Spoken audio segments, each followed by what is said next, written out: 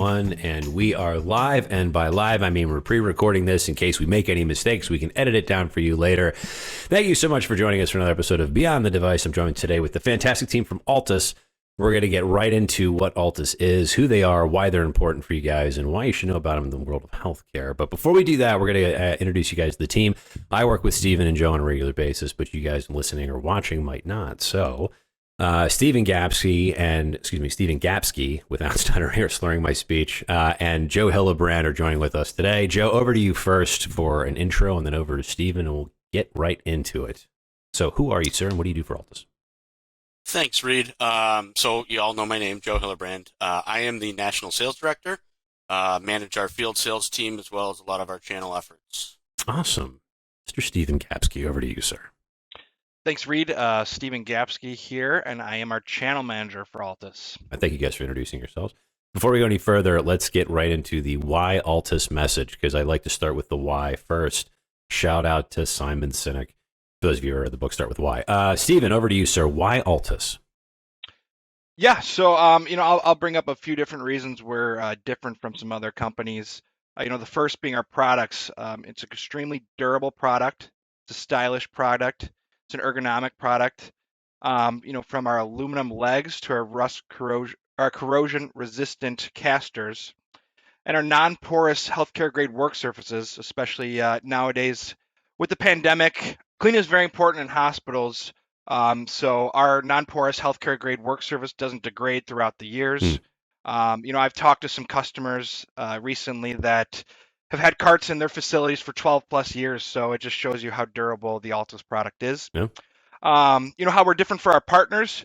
We like to say we're a 50-50 partnership, but our Altus area sales managers are happy to be out there being the heavy lifters for the partners, whether it be being on location as the product experts, helping unbox and deploy carts, and helping run through evaluation samples with their customers. We're happy to do that. Awesome. And then we're also not a shoot by the hip company. We're not doing our job right if the carts aren't working well in the customer's workflow. So we'll go out there and go through the whole evaluation process to make sure that the carts is the right fit for the customer, the accessories are the right fit for the customer, all the way down the line to make sure that they're happy with us. That's awesome. And then lastly, yeah, please. Lastly is company as a whole. We leverage a U.S.-based supply chain. We use a lot of U.S.-based suppliers. Mainly, most of them are based out of Michigan. And so we leverage the U.S.-based supply chain, not really running into supply chain issues right now, whereas we see in the IT field there is some supply chain issues. Mm-hmm. And last thing I'll leave you with is, our three core values are something that we pride ourselves on: determined, always improving, and customer first. I just want to touch on customer first. As I said earlier, we're going to do what we can, whether it be evaluation samples, custom product, what we can to make sure what we're doing is the right for the thing for the customer's workflow. Awesome. Thank you for that. Yeah, I mean, going back to like the very top of what you were saying, I mean, from a quality perspective, having carts and workstations on wheels, cows and wows, computers on wheels in a hospital system for 12 plus years is, I think, that's a pretty remarkable stamp of approval on the quality of the product. And also the customer support thing too, kind of an important deal, right? You got to make sure you're supporting the people who are buying your product.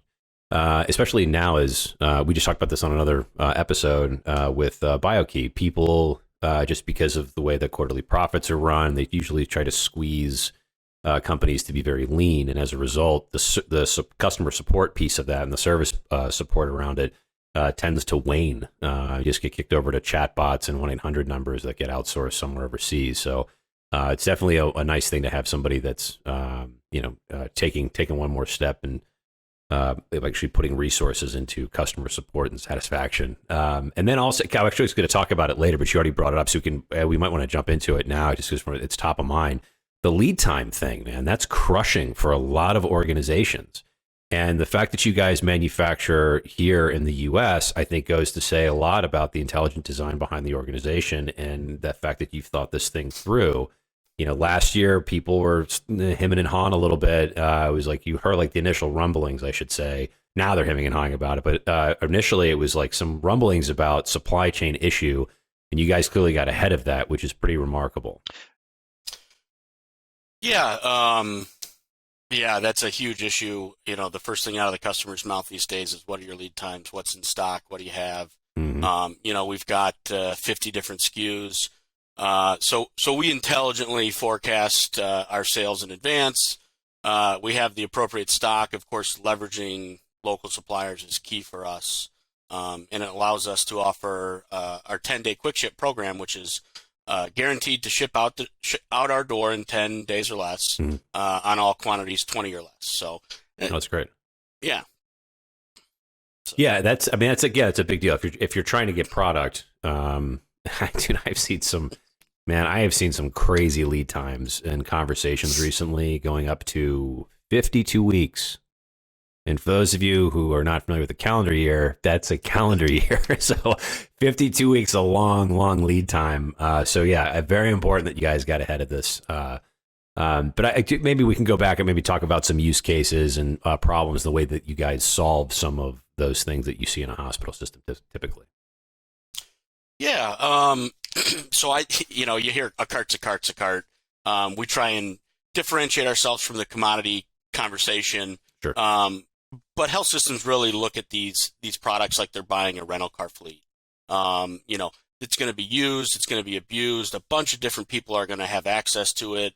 So in that sense, they try and commoditize it. But we've sort of move around that. Yes, it's a commodity. Yes, we hit all the permission to play features. It's going to be durable. But we go the extra mile with some of the ergonomic micro adjustments, some of the human factors, the intuitiveness of using it, and then most importantly, the mobility. Our carts are light, they're easy to push, pull. So that's a huge differentiator in the market right now for us. Yeah, I was going to make a comment about the easy push pull. If you're, if your product is super heavy and it's like a pain in the butt to move around, you're probably not going to want to use it very long. Having this big bulky cart that is pushing 200 pounds, it has some old casters. They've got sutures in them, hairs in them. Picks up all this stuff. It's just not a good experience for them. And when you're in a health system and you've got thousands of these throughout the hospital, you want your nurse to be able to walk up to it and not have that sort of cringy feel like, oh my God, I got to push this giant thing into the room. Yeah. And then, go through my whole workflow. So improving that is what we believe in. And we create products to hit the nurse's need. So where would one find Altus in a hospital? Like, let's say you walk in a hospital, we've already talked about roll stands, tablet roll stands, bedside. Can you maybe just talk about the various places that you guys would be found and the use cases for those? Yeah, so anywhere there's a computer and a clinician is using that computer to chart, essentially. So med-surg floors, ER, any care setting, you're going to find our products or a like product, because the nurses need to push the cart with the computer into the room and they need to chart bedside. That's sort of in the name of the game of reducing medication errors. Medication errors and charting errors. Imagine 15, 20 years ago, nurse walks in, how you feeling? What's your blood pressure? She writes it on a chart, scribbles it, or maybe walks back to the nurse's station forgetting 3 or 4 numbers on the way, puts it into the system, boom, you've got an error. So this product came about, about 10 years ago when there was a mass migration to electronic health records. So the clinicians now, instead of the charts, we've got to have a computer. We need these in the bedside. We need to wheel them around. So. Gotcha. Okay. Yep. What about physically on like a rail mount? Do you guys do anything in that space? We see a lot of demand for that, but we haven't got into it yet. A lot of those applications are more geared towards patient engagement, where you can choose a lunch menu, whatever you want to eat. You can call the nurse. You can watch TV. So that's more patient experience. We focus a lot on the clinician experience and the clinician workflow, but they all tie together. Yeah, absolutely. Health systems are all chasing patient satisfaction scores. So if we can improve the life of the clinician, they can improve the life of the patient. They're going to get a better score. Hey, what is that score called? I always HCAP. HCAPs. HCAP. That's right. Yeah, your HCAP scores. Those are pretty important.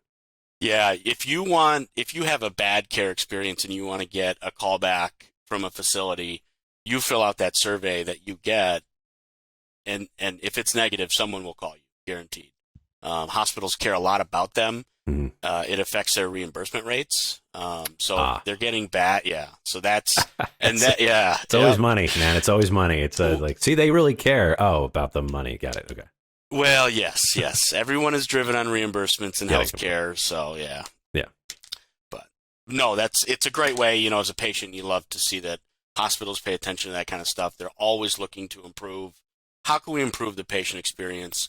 And then they've added, how can we improve the clinician experience, which is a great for us, right? It's like, patient. Let's give some attention to the nurses, especially after this pandemic. How can we improve the lives of them? Yeah. We've got labor shortages, we've got overworked clinicians. We're seeing a lot of demand. Hey, let's give them what they want in a cart. Something that they enjoy using. Yeah, imagine that if you didn't just like the physical day-to-day of your job is so grueling that you're like, I just don't want to do this anymore. Because we've had a huge problem, and this came out recently, I want to say in a Post article, or maybe the Washington Post. I'd have to look this up.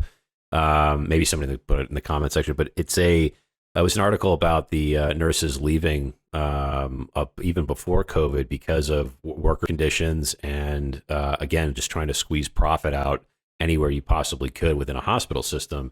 So then you have like all of the craziness of COVID, and then it's like you're still working with these like antiquated like a machine, like these some of these carts that I've seen in the hospital space are just massive. My mother, unfortunately, spent a lot of time in a hospital last year of her life, but you see these massive systems, and you're like, God, that would be awful to move around every day. So just like an intelligent design, making life that much more simple. It's like, yeah, why can't we support the nurses, right? Yeah. And there was, going back to the beginning, they were slapping these big CRT monitors on the carts, these giant CPU boxes, and then ergonomics came into play. Occupational health in the hospitals, like, hey, whoa, we've got some standards here. Yeah. That we need to hit. And, that's when sort of this space took off with ergonomics and some of the players got involved. Altus started in 2001 as an ergonomic office furniture manufacturer. So it was just a nice natural progression into healthcare where we understand the space. We understand proper push-pull movement, proper height for keyboards and monitors. And sometimes I think it gets shoved to the side. But, post-pandemic, these tiny features and benefits are going to be more important for us moving forward. Absolutely. And speaking of pandemic, I did want to touch on that a little bit as well. What have you seen? Because I know at the start of this, it was like buy everything that you could get your hands on. Anything literally tablet roll stands, carts, workstation on wheels, computer on wheels, workstation on wheels. Like those things were impossible to find. And like there were 6-month lead times, not because of the logistics issue that we're experiencing currently. It just, everything was purchased. Now it seems that there's been an over purchase. Like I know here in Chicago, we had the McCormick Center that was set up as a triage wing for the overflow for the hospitals. And I actually think we only had like 1 or 2 people in the entire space. But what are you guys seeing from the perspective of hospitals and care systems throughout the nation now that there was that that panic purchase that happened? Are we sitting on an excess of these things, or are these carts and these stands? I mean, I'm assuming they're still needed, correct? Yeah, hospitals have an affinity just to buy these. They, even if they buy 1,000 a year, it just seems like they continue to buy and buy and buy. Part of that problem is lost equipment, misplaced, things get lost and damaged, and they get thrown into a corner, and then they never get repaired. But yeah, that was our fear going into 2022 was, hey, we sold a bunch to existing customers and even gained some new customers too, given our lead times. But we haven't seen a slowdown yet. I think what's going to happen is with inflation, the labor shortages, and the reimbursement rates that I mentioned before, as a supplier, our costs are going up. And as a health system, their goal is to save money. Yeah. So we've got this weird dichotomy that always exists in healthcare sales, but It's interesting to see sort of the dust settle after COVID, and we're still in that feeling out period where things are starting to get back to normal. Hey, let's strategically think about these products more. Is it the right fit for the nurses? Where during the pandemic, it was just, it was almost like I was in a call center. It's like, hey, I need 1,000 of these carts by next week, and I'm across the country, and I need 1,000 now, and I need 500 now, and so it was crazy. But yeah, we have seen some calm down. They're not just writing checks and then getting delivery. They're more strategic about it, so it's back to normal a little bit. Yeah, gotcha. So which is again why it's so important to go back to the top of what Steven was saying earlier. About the various call outs and the why Altus messaging. I like to say, come back to what I was talking about to reiterate what you were saying at the top about the 12 plus years being in a hospital system. I think it's a pretty solid total cost of ownership, right? I'd say so. Yeah, I don't think anyone would be upset with that. Please. Oh, I was going to say, yeah, we're in sales here. It's not, yes, hey, I love that you've got our cart still. And I love going in there and checking the serial number and seeing it's from 2001, or 2005. But at the same time, in sales, it's like, maybe time for an upgrade. Yeah. Yeah. Hey, fair enough. I was trying to hit on the point that you guys make great product, but yes. Oh, yes. Buy more of it, 100%. Yeah. I think, absolutely. So, Steven, over to you. What's the best way to partner with Altus? Yeah, I mean, the best way is just get in contact. Like I mentioned earlier, we have the boots on the ground. Our reps are actively going in and finding these projects. But if you have a current vendor that's, you're looking to fill a void, reach out to Altus in any way. And, as I mentioned, we're customer first, so we're happy to be on location, be in customer meetings, whatever needs to be done to be customer first for these accounts. Can you guys bring in demo gear? Like if somebody was like, hey, I'm interested in one of your roll stand carts and a tablet roll stand, can I see these things in person? Of course. Yeah, Altus has an awesome evaluation sample program. We're happy to ship out a cart or a roll stand or even a wall mount for however long the customer wants to evaluate it for. We know projects sometimes take a little bit longer than they originally planned on, but the cart with all the accessories needed during the process, if you need additional accessories, we're happy to get out there and add them onto the cart. We'll do what it takes to match your workflow. Awesome. That's pretty good from a support perspective, especially what we were talking about earlier about customer support. So yeah, if you would like to see any of these things, we absolutely can get them in front of you. Well, look, this is, I mean, it's roll stands, it's tablet, it's wall mounted computer workstations. I don't know how much more complicated the conversation has to be than that. It's pretty straightforward stuff. I'd love to figure out for a call to action for us. I mean, people can always reach out to us at sales@3itech.com. Is there a partner portal, anything that people should be aware of on the reseller front or anything from the customer side? We are in the process of launching our partner portal. Of course, they can work through your team to start. But yeah, okay. we will be up and running and ready to fire with our partner portal. We'll have content, co-branded literature, all the support you could need, price lists, spiffs, rebates, MDFs, all the good stuff. All the good stuff. All the good stuff, yeah. Yep. All the good stuff. Yeah. Closing comments to you guys. Wrap up in closing comments. I think that brings us to the end of the episode. Well, let Steven go. Yeah, no, like I said earlier, we're looking forward to working with everyone. If there's some projects out there that need to be filled and void, feel free to reach out to Altus, and we'll be happy to make the customers happy. Absolutely. Thank you, Steven. Go over to you, sir. Reach out. Yeah, we're here to help. Like Steven said, we like to do the heavy lifting. Evaluation samples is a company metric we track weekly, so we like to get those out. It's a huge buying indicator from our customers, so hit us up. Awesome. And guys, thank you so much. That'll bring us to the end of this episode, but thank you so much for watching or listening, depending on the medium that you decided to tune in to view this content or listen to this content. If you have any questions, comments, or concerns, please leave them in the comment section below. You can do that. Let us know what you thought about this episode. If you want to hear more content like this, we can always film more content for you guys. And if you have any questions, please do reach out to us at sales@3itech.com. That's another way to get a hold of us. At sales3EYETECH.com. Thank you guys so much for tuning in. Be sure to hit like and subscribe and tune in for another episode of Beyond the Device. Next time, I think it's with Ina, the push-to-talk-to solution. Thanks, guys, for tuning in. Cheers.